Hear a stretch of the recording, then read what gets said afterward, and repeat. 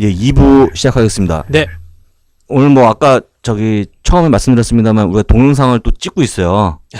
동영상을 찍어서 화면을 시행착오를 좀 겪고 있어요. 그러니까 요번에는 좀 뭐 안 될 수도 있어, 솔직히 그죠? 예, 뭔가 좀 우리가 안 해본 걸 했기 때문에 우리 또 다 그 기계에 대해서는 거의 문외한이고. 일단 뭐 잘못하면 우리들만의 추억으로. 예. 하고 어쨌거나 이게 약간 우리가 이제 뭐 우리도 사람인데 실력이 안 나아지겠어요? 그리고 이게 새로운 우리가 변화를 좀 예. 해보려고 그러니까요. 계속 시도를 하고 있는 거니까. 과도기이기 때문에 조금 안 될 수도 있고 되면 좋은 거고.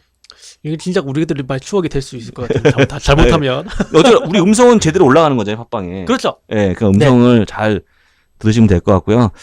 일단 그래서 아까 말씀을 좀 드리다가 말았는데 그 실적으로 합니다. 델타 항공이 실적을 발표했는데 딱 그렇게 실적이 뭐가 나왔냐면 주당 순이익은 원래 1불 65센트를 잡았는데 1불 70센트가 나왔어요. 잘 나왔네. 잘 나온 거네. 매출은 다소 좀 부족하게 나왔고. 근데 이제 원래대로 치면은 물론 이제 그 주당 순이익은 좋았지만 전체적으로 보면은 지금 다운돼 가고 있는 약간 그런 시기고요. 매출이 좀 작아졌다. 예, 그러니까 예. 항공주 같은 경우에 네. 또 이제 올해 딱 보게 되면 여름에 우리 그 전산장애가 발생하는 바람에 거의 2천여 건의 막 비행기 난리 캔슬되고 난리 났죠. 네, 난리 났었어요. 막 그래서 엄청 손해도 많이 보고 또 우리 그 항공사의 또 최대 어떤 문제점이 뭐였냐면 그 브렉시트 때문에. 근데 물론 그게 영향이 지금 봤을 때는 별로 없어요. 작은데 그때 당시에는 그 우리가 영국과의 어떤 그 약간의 영국에 사실 이제 뭐 여러 회사가 많잖아요. 많죠. 예, 그래서 영국이 하나의 중심인데 미국과 영국을 오가는 어떤 그 비즈니스 항공, 그러니까 출장 때문에 왔다 갔다 하는 거, 그거에 대한 어떤 만약에 영국이 이후 탈퇴하게 되면 그 회사에 다 빠져나온다 생각하면 출장 고객이 많이 없을 거다, 승객들이. 줄겠죠, 아무래도. 예, 그런 거에 대한 어떤 약간 우려. 그 다음에 또 한 가지 뭐냐면 우리가 알고 있는 3대 항공사가 뭐냐면요. 유나이티드 항공, 그 다음에 어메리칸 에어라인 네. 항공이 있고요. 그 다음에 이 델타 항공인데 이 세 회사가 대부분에 보면은 영국에도 지점이 다 있어요. 있겠죠, 당연히. 있겠죠. 근데 만약에 A라는 사람은 영국에서 미국으로 오는 비행기를 끊는 것과 그 다음에 B라는 사람이 미국에서 영국 가는 비행기, 런던 가는 비행기를 끊는 것과의 차이는 엄청 나거든요. 왜냐하면 영국 파운드가 급락했잖아요. 아, 그렇잖아요. 그렇네요. 예. 그러니까 뭐 예를 들어서 파운드가 급락했는데 어제까지는 제가 100파운드 받았는데 오늘은 120파운드 받을게요. 이렇게 못 하잖아요. 당장 그렇게 안 되죠. 야, 환율을 그거 안 되잖아요. 그러니까 우리는 뭐 그냥 1,000원, 2,000원 하지만 환율에 따라 변동하듯이. 왜냐하면 지금도 우리가 그 저번에 1달러에 지금 1,090원 하던 게 환율이 네. 오늘 아마 1,138원, 9원 할 거거든요. 나올 거거든요. 네. 1달러에는 같이 그렇게 바뀌었죠. 오늘 이게 지금 14일자고요. 오늘자 1,137원. 많이 올라갔죠. 138원 정도까지 올라오고 상황이거든요. 그러니까 요런 것 때문에 영국에서의 티켓 값이 네. 많이 실적으로 환산하게 되면 영국 파운드가 급락으로 인해서 별로 실적에 도움이 안 될 거다. 파운드가 진짜 그야말로 똥값 돼버렸잖아요. 그렇죠.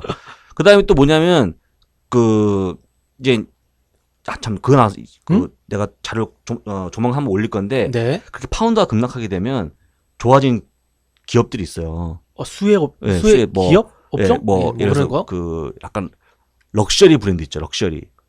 버버리나 이런 거 있잖아요. 굉장히 맞네. 비싸. 몸값 내려가네. 그 중국 분들이 거기 가서 네. 사재기를 한다는 소문도 있어요 지금. 뭐 우리가 똑값이니까. 흔히 뭐 샤넬이면 샤테크고 뭐 이런 거 하듯이. 거기 가서 현지 가서. 맞네. 예. 근데 그게 본의 아니게 되는 거죠. 근데 뭐 물론 마음 아픈 이야기일 수 있습니다만 평상시에 약간 꿈꿔왔던 거를 싸게 살 수 있는 기회. 버버리 나중에 한번 말씀드릴게요. 근데 네네. 버버리는요. 재밌겠다. 예, 어떤 분이 또 버버리 어떻게 매매하는 방법이 따로 있습니다. OTC 종목이기 때문에 제가 한번 나중에 그것도 미국에 있어요? 예. 설명을 또 드리겠습니다. 근데 네. 계속 이어가면 항공주 아까 말씀드린 대로 그 브렉시트 겪고 오고 또 여러 가지 뭐 일이 있지만 가장 안 좋은 게 뭐였냐면 유가가 떨어지는데 제일 수혜를 보는 게 항공주잖아요. 그렇죠. 근데 왜 그러냐? 예. 연료값 떨어지니까. 예. 근데 아시겠지만 항공사에 대한 어떤 그런 경쟁이 너무 격화되어 있기 때문에 유가가 떨어지면 그 수혜를 보는 거 더 가격 경쟁 때문에 가격이 더 떨어졌어요. 비행기 표값이 예, 떨어진다는 소리예요? 페어가 그러니까 요금이 떨어져 갖고 결국에는 유가에 대한 어떤 수혜도 못 봤어요. 고객들만 좋았네. 예, 그 고객들만 좋은 거죠. 이게 결론적 얘기하면 항공주가 뭐 하나 좋을 게 없어요. 다 뭐 그냥 우리가 알고 있지만 뭐 여행을 많이 간다. 근데 이런 또 델타항공 같은 경우는 저가 항공이 아니거든요. 한국도 아마 그럴 거예요. 그 뭐 제주항공이나 이런 게 잘 되는 거지. 그렇죠. 글쎄 뭐예요. 대한항공 잘 되나? 멀리 가는 거는 뭐 대한항공 이런 거 네, 타지만. 그래서 안 됐는데 그랬음에도 불구하고 PER이 6배라든지 그다음에 실적이 나오는 거 봤을 때는 나름 선방했다는 이런 거거든요. 그렇게 전산장애를 겪고 와서 그래도 실적이 뭐 이 정도면 괜찮다는 게 이제 그 약간의 시각이 나오면서 제가 델타항공을 굉장히 좋아해요, 개인적으로. 왜냐면 나는 제 생각에는 나름 생각에는 아까 말씀드린 것처럼 그래도 비행기 항공사인데 PER 뭐 어떤 건 3배짜리, 4배짜리, 5배 이렇게 주거든요, PER을. 근데 물론 이제 PE 낮은 게 다 좋은 건 아닙니다만 배당을 주는 것까지 감안하면 배당도 2, 3% 이제 기본적으로 줘요. 근데 그런 거 감안한다고 그러면 또 쉽게 얘기해서 그런 사건을 겪었잖아요. 브렉시트라는 거 누가 우리가 알았겠어요. 완전 놀랬죠. 예, 그리고 그때. 또 유가가 떨어졌지만 사실 경쟁 그런 치열한 속에서 살아남았잖아요. 어쨌거나. 그런 걸 감안한다 그러면 이 정도까지 아니라고 보는데 미국 사람들이 기본적으로 항공주를 싫어하는 게 밑에 깔려 있어요. 테러 때문에. 우리 그 9.11에 대한 그런 아픔도 있잖아요. 거긴 당사자니까. 예, 당사자니까. 그러니까 비행기가 뭐 했다 그러면 놀라는 거예요. 그래서 항공주하고 은행주를 제일 싫어하는 거거든요. 그래서 싫어하는 건데, 근데 마침 이제 지난 13일, 14일 날이 항공주와 은행주가 실적을 발표하는 날에서 나는 긴장을 많이 했어요. 엄청 긴장하셨겠는데. 근데 이제 하필이면 13일 날이 또 글로벌 슈퍼스타 미국을 런칭하는 날, 오픈하는 날. 첫 종목을 날려야 되는데. 과연 뭐가? 예, 델타항공 날렸어요, 저는요. 델타항공. 과거 델타항공 말씀드렸는데, 델타항공이 어쨌거나 실적은 좋은 게 아니었죠. 그러면서, 장 시작하자마자 3%까지 떨어져요. 어쨌든 뭐 그거 나왔으니까 성적표는 나왔으니까 한 30분 만에 네. 그게 다시 플러스 2%까지 오. 급반등이에요. 솔직히 얘기하면 마이너스 3에서 플러스 2니까 5%를 지금 확 올라간 거네요. 올라가죠. 이게 뭐 얼마나 많이 거의 안 움직이는 종목이니까 나름 많이 반등을 해주면서 어쨌거나 지금 40% 안착하는 모습을 보였는데 결론적으로 얘기하면 그럼 왜 떨어지다 올랐냐? 아까 말씀드린 것처럼 그동안에 겪었던 어떤 그런 걸 감안하면 이 정도면 그래도 충분하다. 이 정도죠. 그래서 나중에 델타항공 그다음에 이제 실적 발표했고요. 그다음에 유나이티드 항공, 아메리카 에어라인까지 다 나오게 되면 아마 제가 생각하기에는 조금 더 올라가지 않을까. 항공주도 다 그런 과정을 겪었거든요, 지금. 왜냐하면 전산장애도 손해를 많이 보고 또 브렉시트 이런 거, 또 유가에 대한 혜택 없고 이런 부분들은 우리가 좀 약간 감안해줘야 되지 않느냐. 어떻게 보면 이제 악재가 나올 건 다 나왔다 이렇게 볼 수도 있겠네요. 네, 대신에 항공주는 쭉쭉 가지 못한다. 우리 기본적으로 항공주에 대한 어떤 그런 악몽이 있기 때문에 네. 그렇게 생각하시면 되고 항공주는 그냥 뭐라 할까 나는 뭐 소박한 수익률을 원한다. 이런 분들 있잖아요. 그리고 또 이제 밑으로 빠지기 좀 어렵다는 걸 생각한다 그러면 항공주에 좀 관심을 가지라고 말씀드리고 싶고 그다음에 은행주가 사실 은행주를 말씀드리고 싶었는데 은행주가 이번에 잘 나왔다고 알고 있는데 예. 이렇게 보셔야 돼요. JP모건 체이스는 실적이 네. 작년 대비하면 있잖아요. 네. 지금 그림이 나가고 있습니다. 나중에 뭐 여기 적혀 있으니까 나중에 보시면 돼요. 하면은 JP모건 체이스는 전년 동기 대비해서 매출과 주당 수익이 늘었어요. 쉽게 얘기하면. 좋은 거네요. 봐봐요. 그 실적이 딱 두 가지 나오거든요. 네. 자, 전년 동기 대비, 전년 이맘때 실적과 네. 그 다음에 요번에 실적에 대한 예상치를 뿌리거든요. 그렇죠. 예, 전문가들이. 그러면 쉽게 얘기하면 작년에 대비해서 올랐는지 그리고 전문가가 뿌려준 거보다 잘 나왔는지를 같이 감안해야 되는데 이 금융주에 대해서는 사람들이 지금 뭐 저금리 상황이고 지금 예대 마진이 안 좋은 상황에서 너무 큰 기대할 필요 없다. 그러니까 얘한테는 전년 동기 대비 실제 낮아져도 약간의 그 예상치 낮게 잡아줬어요. 솔직히. 약간 넘어가기 쉽게. 그래서 뭐 JP모건 체이스나 시티나 웰스파고가 다 요번 실적을 상회한 실적을 보여줬지만 네. 실제 전년 동기 대비하면 JP모건 체이스는 좋아졌어요. 체이스는 좋아졌다. 네, 좋아졌지만 네. 시티는 전년 동기 대비하면 쪼그라든 실적이에요. 그러니까 무슨 얘기냐면 전년도 대비해서는 점점 실적이 그러니까 그 전체적으로 보면 실적이 줄고 있는데 매년 네. 파이가 줄고 있다는 얘기죠. 그런데 네. 요번 분기에 대한 예상치 넘어간 거예요. 요번 분기는 뭐였냐면 시티그룹이 1불 16센트 주당 순이익이 예상치였거든요. 근데 1불 24센트가 나왔으니까 잘 나온 거잖아요. 근데 YOY, 그러니까 전년 동기 대비 네. 실적은 매출을 보게 되면요. 매출은 마이너스 5%, 매출 줄었죠. 판이 작아지네. 예, 판이 작아진 거예요. 그렇기 때문에 약간 이제 그 실적을 두 가지가 같이 나오는데 어떤 것들은 예를 들자면 점수를 많이 준 회사 있잖아요. 아, 네. 이번에 정말 잘 나올 것 같아. 전년 동기 대비해서도 굉장히 커져 있을 것 같고 그렇기 때문에 너한테 요번에 좀 높은 값 줄게 했던 회사가 만약에 그걸 넘어가지 못하면 네. 급락하는 경우가 있어요. 음. 근데 애시당초 델타항공이나 은행주처럼 니네가 뭘 돈을 벌었겠냐. 그냥 이 정도만 해. 그럼 그냥 뭐 우리 그냥 넘어갈게. 이 정도 하는 회사들은 전년 동기 대비가 쪼그라들어도 우리가 그냥 약간 뭐 그만하다. 흔히 말하는 그거죠. 시장 예상치보다 그래도 상회했다. 그렇죠. 네, 이런 그냥 편이죠. 그 정도의 네. 점수 준 거고요. 월등하게 막 뭐 은행주가 실적이 좋아졌어 했으니까 막 사람들이 막 그게 아니에요. 요번 분기에 예상치만 올라간 거기 때문에 실제로는 전년 동기 대비하면 매는 주고 있죠. 그런데 뭐 어떤 은행은 뭐 채권 부분에서 강했다. 뭐 시티그룹 같은 경우에 뭐 이렇게 부분도 있지만 어쨌든 기본적으로 은행은 우리가 저금리 상황에서는 막 이렇게 돈을 벌기 쉽지 않은 거기 때문에 또 네. 아직까지 도이치방크의 어떤 그게 문제가 해결되지 않은 상황에서는 약간 우리가 들어가기 좀 쉽지 않다. 은행주는. 그래서 쉽게 얘기하면 은행주가 좋아서 장이 출발 쫙 해갖고 한 뭐 1% 가까이 시장이 올랐지만 또 그 뒤에 또 우리 옐라 의장이 나와서 한마디 또 한번 또 던졌죠. 예, 하면서 쪼그라들었는데 결국은 뭐 약간 조금 마이너스 플러스였지만 체감은 거의 마이너스로 끝난 거나 똑같아요. 워낙 많이 깎아먹어서. 일단 갭 상승하고 난 뒤에 그렇죠. 보니까 갭 상승하고 난 뒤에 S&P 500이 0.02% 상승으로 마감을 했더라고요. 그럼 사실상 장중에는 디테일에 0.2. 예, 막 장중에는 하락장의 분위기가 좀 났어요. 완전 분위기죠. 왜 그러냐면 어쨌거나 사람들이 이해 못하는 거예요.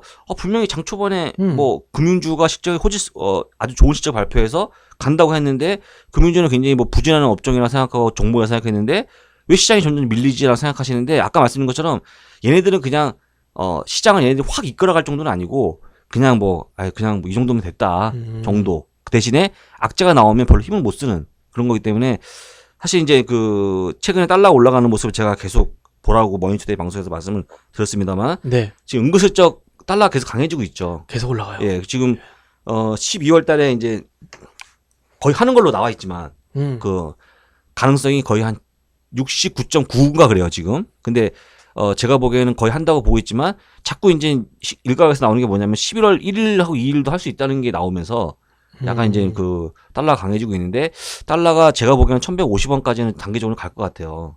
제 생각에는. 근데 여러분 잘 생각하셔야 돼요. 지금 달러의 강세는요. 지금 5월 이후에 네. 가장 강해요. 잘 모르겠죠. 느낌이 없지. 5월에 얼마인지 알아요? 얼마였죠? 그걸로 환산해줄게. $1. $1 얼마인지 알아요? 글쎄요. $1가 1190원이었어요. $1가 1190원이었거든요. 네네네. 근데 지금 달러 가치가 그때보다 더 높아.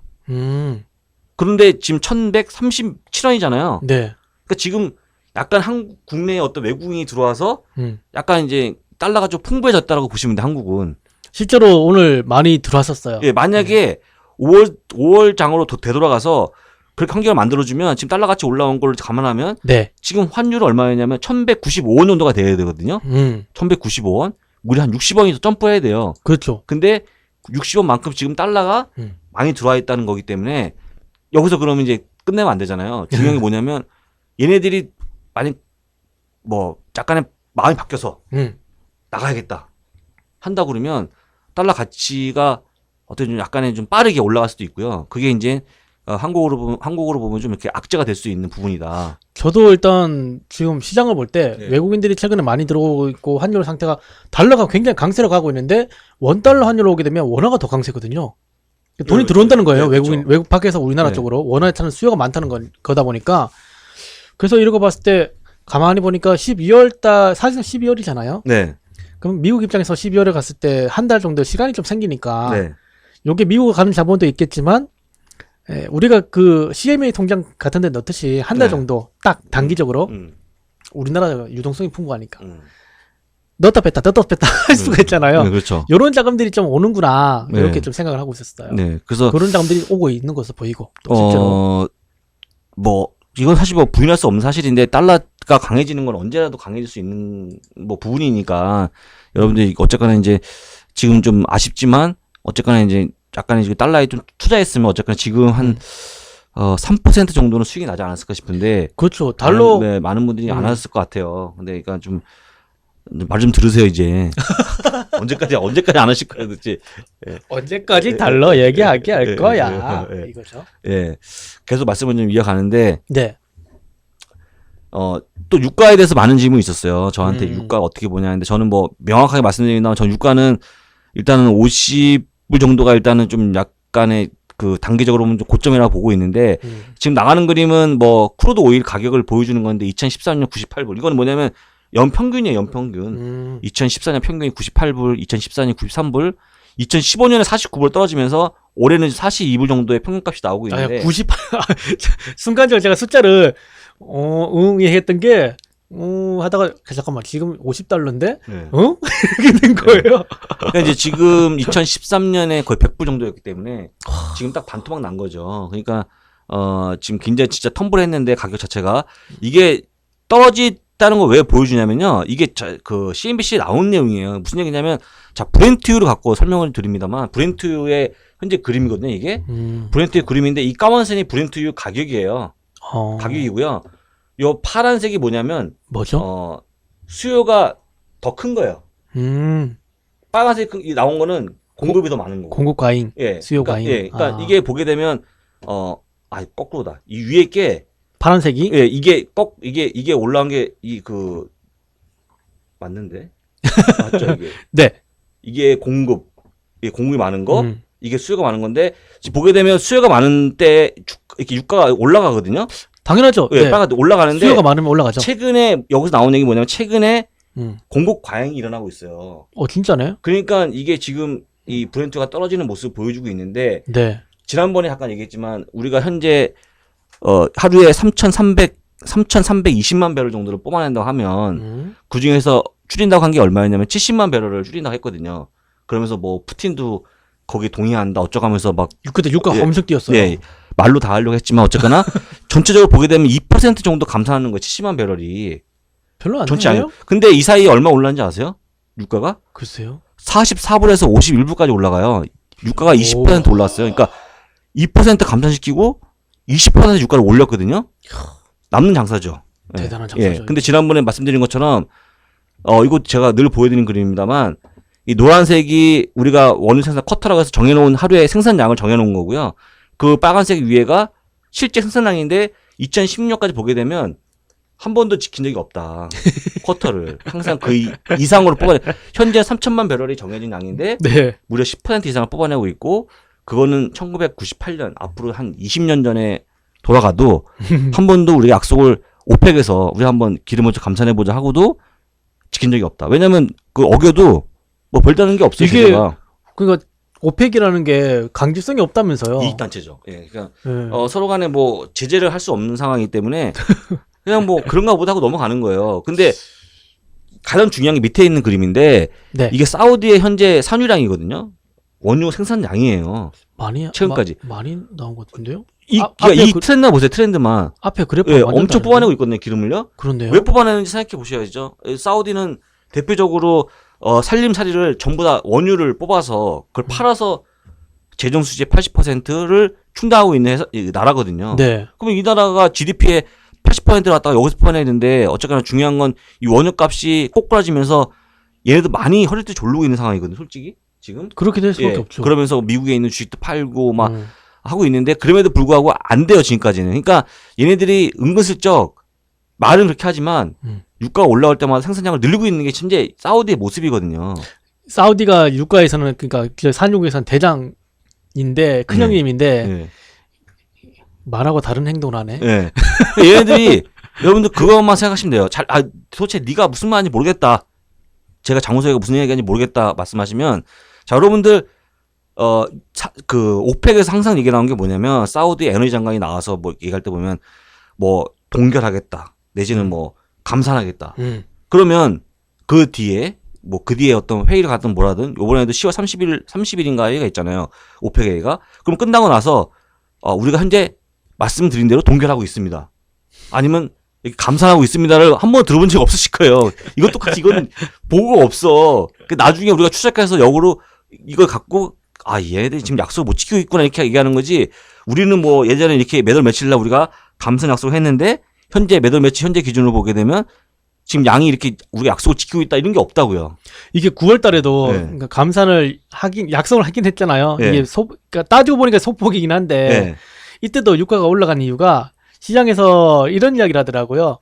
그러니까 이번에 안 될 거야. 지네들 또 뭐 모여가지고 입만 번지를 하다가 안 될 거야 했는데 감사하는 데서 어쨌든 뭔가 조금이라지만 나았단 말이에요. 네. 그래서 유가가 올라갔는데 이게 일주일도 채 못 가더라고요. 네. 조금 그러니까, 가다가 네. 결국은 뭐 그놈이지 뭐 하면서 또 예. 빠지던데 뭐 러시아도 그렇고 지킨 지금 적이 뭐 없네요. 다 지금 뭐 급하기 때문에 오펙 회원국이든 비회원국이든 간에 어쨌거나 그 유가는 그냥 얘들이 자꾸 말로써 뭔가 약간 풀어간다. 그리고 말 때문에 여러 번 솟을 수밖에 없어요. 왜냐하면 정말 감산하면 어떡할 거예요.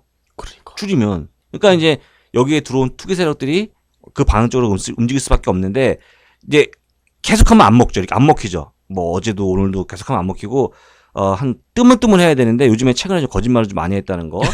일단 그래서 그렇게 좀 보시면 될 것 같고. 그리고 유가가 지금 치고 올라가기에는 달러 강세가 너무 세요. 너무 세죠. 예.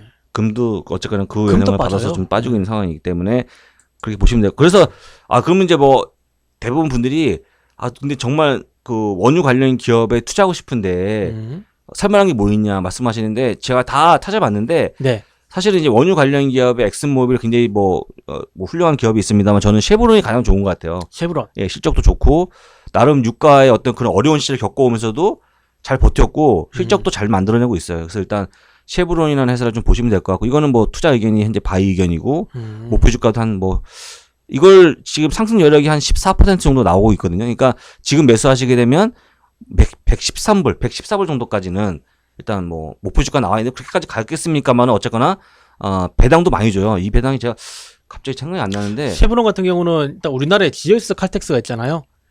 GS 그 기름 주유소. 예. 예, 거기에 또 대주 주기도 해요. 그래요? 예. 그래서 GS 칼텍스 정말 좋은 회사인데. 잘 모르지만. 그래서 GS가 돈을 벌면 네.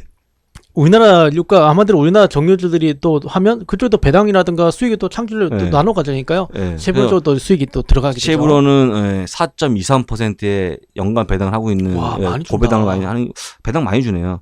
또 이제 10월 28일 날 실적이 잡혀있기 때문에 좀 관심 있으신 분들은 보시면 될 것 같고요. 곧 나오겠네요. 예, 곧 나옵니다. 그래서 이렇게 해서 자료를 한번 제가 동영상 자료를 한번 띄워봤는데 이거 한번 돌려볼 거니까 나중에 돌려보고 어땠는지 이게 좀 잘 돼야 될 텐데. 예, 피드백을 좀 해야 될 것 같아요. 자, 이렇게 해서 오늘 이제 그 눈에 보이는 방송은 이렇게 일단 하고요. 네. 그다음에 이제 요 화면 그대로 놓고 마무리할게요. 일단 이번 주에도 실적이 굉장히 많이 잡혀 있어요. 일단은 특히 오늘 같은 경우에는 IBM도 실적이 있고요. 또 장 초반에는 장 시작 전에는 뱅크 오브 아메리카 또 하나의 은행주가 실적을 발표하고 네. 하고 장 끝나고 나서 IBM과 넷플릭스가 발표하는데 넷플릭스가 또 이제 약간의 그 핫해요.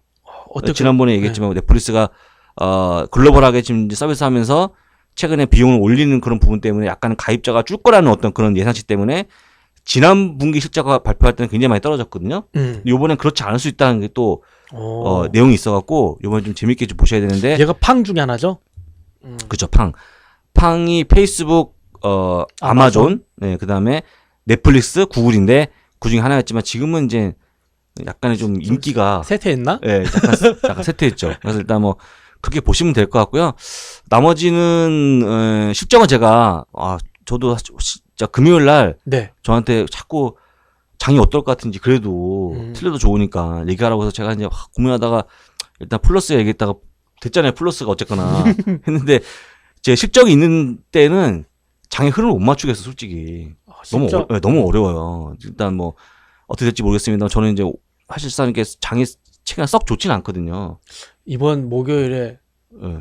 저거 TV 토론 3차 토론. 네. 이것도 하나 변수가 되지 네, 않을까? 변수가 될 수 있겠지만 어쨌거나 이게 실적은 누구도 알 수 없는 거기 때문에 실적에 대해서 좀 이렇게 찍고 이런 것도 별로 의미가 없다. 다만 이제 아까 말씀드린 것처럼 대부분의 아까 델타 항공주하고 은행주는 명확하기 때문에 말씀을 좀 드린 거고요. 그렇게 해서 실적에 대해서 자꾸 묻지 마십시오. 저한테. 일단 잘 모릅니다. 그걸 알려면 내부자 정보가 예, 그렇죠. 되는 거죠. 그리고 이제 그 많이 궁금하신 거 트위터 같은 경우에 트위터도 이제 우리 그 게시판에서 엄청나게 많은 글들이 오가고 어떤 분들은 될 것이다. 그 이제 왜냐면 월간 활성 사용자가 뭐 3억 명이 적은 게 아니다. 엄청난 예, 예, 거예요. 그러니까 될 거다라는 분과 어떤 분들은 나는 이런 주식에 투자하지 않는다. 근데 굉장히 제가 원했던 어떤 그런 토론의 장이었어요. 왜냐면 물론 제가 뭐 프로턴 갬블이 뭐 99년 동안 배당을 해서 정말 좋은 기업입니다. 뭐 대단한 기업입니다. 얘기하고 또 뭐 워렌 버핏이 갖고 있는 버크셔 해서웨이 주식 사시라고 말씀드려도 대부분의 분들이 그냥 먼 얘기를 받아들이거든요. 진짜 뭐 그런 거를 우리가 그런 약간의 재미없는 거 말고 뭐가 네. 되든 초보가 나는 거, 그렇죠. 예, 그런 걸 얘기하기 때문에 한두 번씩 제가 이런 거 좀 이렇게 얘기를 하는데 지금처럼 이제 막 그걸 또 즐기시는 분도 있고 하지 말라는 분이 있기 때문에 저는 뭐 그런 토론은 언제든지 환영합니다. 그러니까 많은 분들이 와서 얘기도 하시고 물어보시고 일단 그게 현재 유에스탁이 이제 추가하는 방향이기 때문에 그렇게 좀 보시면 될 것 같고요. 일단 제가 보기에는 지금 당장에 트위터를 인수하고자 하는 사람은 없다. 없고 아니면 내심 좀 더 주가가 떨어지게 기다리는지 모르겠지만 아직까지 없다라고 좀 보시면 될 것 같고요. 지금 곧 이어서 실적이 나오는데 여러 가지 실적은 꽝이기 때문에 실적이 아니고 이건 순전히 M&A를 접근하는 종목이기 때문에 M&A 쪽에 관심을 가지라고 말씀드리는데 아직까지 끝나지 않았다고 봐요, 저는. 이게 갑자기 또 그 이야기 나왔었던 것처럼 또 갑자기 나올 수가 있어요. 아니, 말씀드린다면 원래 그래요. 원래 M&A라는 게 나 합니다 하고 하는 게 아니니까. 가능성 때문에 갈 수도 있겠지만 원래 이제 뭐 갑자기 해서 장이 딱 시작하자마자 주가가 올라가는 그런 경우가 많기 때문에 일단 조금만 투자하시는 게 정답이죠. 만약에 이런 종목이 있다고 그러면 이걸 예전에 보고 들어간 건 아닌 말씀드렸습니다만 거죠. 10% 정도만 투자하시면 좋을 것 같고요. 그렇게 해서 말씀을 좀 드리고 네. 그다음에 이제 그 유에스탁에 매일 올라가는 종목들이 있으니까 그런 네. 것들은 그때그때 질문하세요. 어떤 뭐 제가 종목을 이렇게 올리면 이건 뭐냐 저건 뭐냐 해서 댓글들이 네. 엄청 활성화돼 있더라고요. 델타 항공을 제가 올렸을 때 저는 이제 한 30개 정도의 질문이 올라오기 바랬어요. 왜냐면 이 항공주 주가 가겠냐. 그리고 왜 항공주가 하필이면 델타 항공 실적 발표하는 날 이 종목을 추천했느냐. 궁금하잖아요. 궁금하죠. 예. 그리고 왜 3% 떨어지는데 이걸 했냐. 근데 제가 이제 열심히 머릿속에 생각했죠. 나중에 또 5% 올라가네. 이렇게 얘기를 해야겠다 이제 생각했는데 머릿속으로는 물어보시는 분들이 없어. 그런가 보다.